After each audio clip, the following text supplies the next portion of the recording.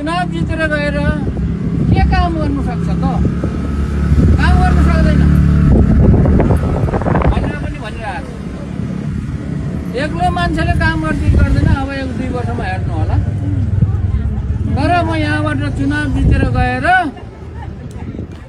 सांसद भएर गएपछि म त्यहाँ संसदमा चाहिँ म एक्लो हुन्न।